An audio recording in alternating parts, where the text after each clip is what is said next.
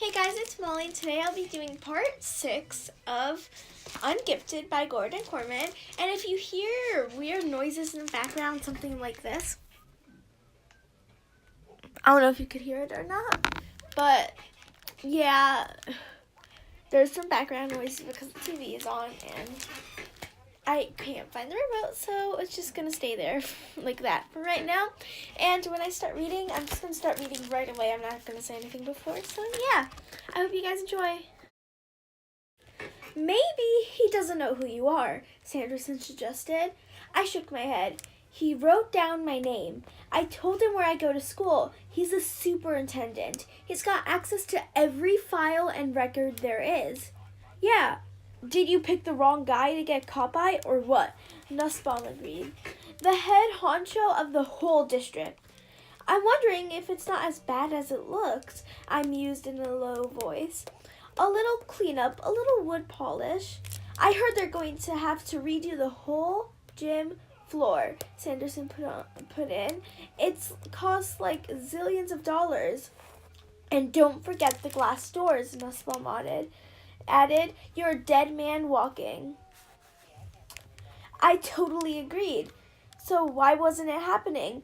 All day long, and the following days too, I squirmed while rumors spread like head lice and the Daniels predicted my downfall. There was no escape from the tension at home, where reports of firefighters in Afghan dominated CNN. Then, on Wednesday, Katie's mother-in-law dropped off the dog. The times I'd seen Beatrice, she was a rocket-powered hairball, but the cinnamon chow chow that slunk into our house was listless and mellowing. What's wrong with her? Mom asked. She's dying, Fanny declared dramatically and tried to walk out of the door. Katie held onto her arm. How do you know? Did she get hit by a car? Is she sick? Her mother-in-law wasn't interested in the details.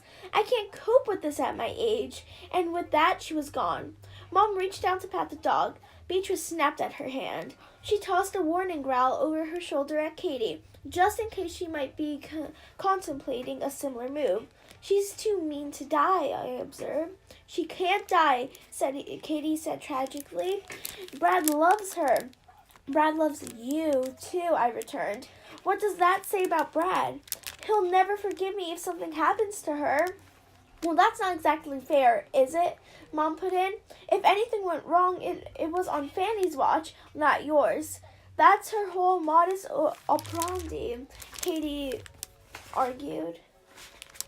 The minute she saw the writing on the wall, she dumped the dog on me. And how can we take care of Beatrice if she won't even let us go near her? As if in answer, Beatrice picked herself off the floor, walked over to me, and lay down at my feet. Donovan, my mother exclaimed. Beatrice likes you, Katie said in an awed whisper. So you can look after her, Mom reasoned, like this was a huge honor. I declined. Forget it. Besides, if Brad is such a baby about Beatrice, you have to wonder if he's the right person to be in charge of a $20 million tank. But when Beatrice refused to eat, I had to hand feed her a few lumps of liver-flavored kibble. When it was time to take her out, I was the only one she would allow to put the leash on. When Katie made her a bed in the basement, she wouldn't even go down the stairs. I knew I was going to have a roommate. Just call me Dog Whisperer Donovan, as if I didn't have enough hassles. Dad came home at 6, bringing the mail. There's a letter from the school, Donnie. Is there anything you want to tell us before we open it? By that time, my tongue was stuck onto the roof of my mouth, so I just shook my head and waited for the axe to fall. Who knew how much trouble I was in? Suspended, probably. Expelled? Not out of the question, especially since Schultz thought I'd done it on purpose. I had done it on purpose, the hitting the statue part anyway. While Dad read, I monitored the telltale vein in the top left corner of his forehead. It bulged a little, but not nearly as much as it had during the aftermath of the tope liftoff. That had to be considered an encouraging sign. At last, he handed me the letter. You have an explanation for this? Where would I even start? My eyes fell on the page. To the parents of Donovan Curtis. The time has come to recognize your child's hard work and commitment to excellence as a student in the Hardcastle Independent School District. This letter is to inform you that Donovan has been selected to attend the Academy for Scholastic Distinction, a special program geared toward gifted and talented students, tailored to their expectational abilities and extraordinary potential for academic achievement. It said more, a lot more, about school transfer paperwork and registration forms and which bus route would take me to my new placement at the academy. I barely saw any of it. My eyes couldn't get past words like excellence, distinction, gifted, and especially Donovan Curtis. Gifted? Me? I was a guy who skateboarded down water slides and shot a super soaker at an electric fence. When people heard my name, they thought, don't try this at home. Not gifted.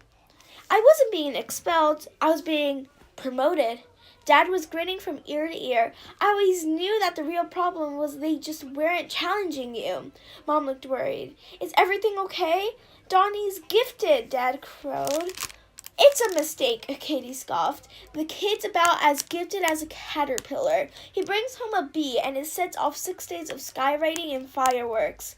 Much as I hated to agree with Katie, she had a point.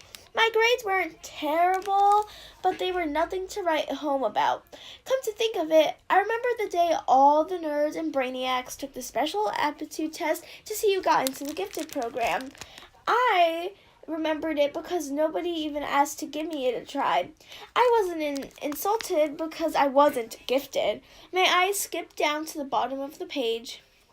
So that's all I'm going to read for today, guys. I hope you enjoyed. I'm Molly Forever 2015.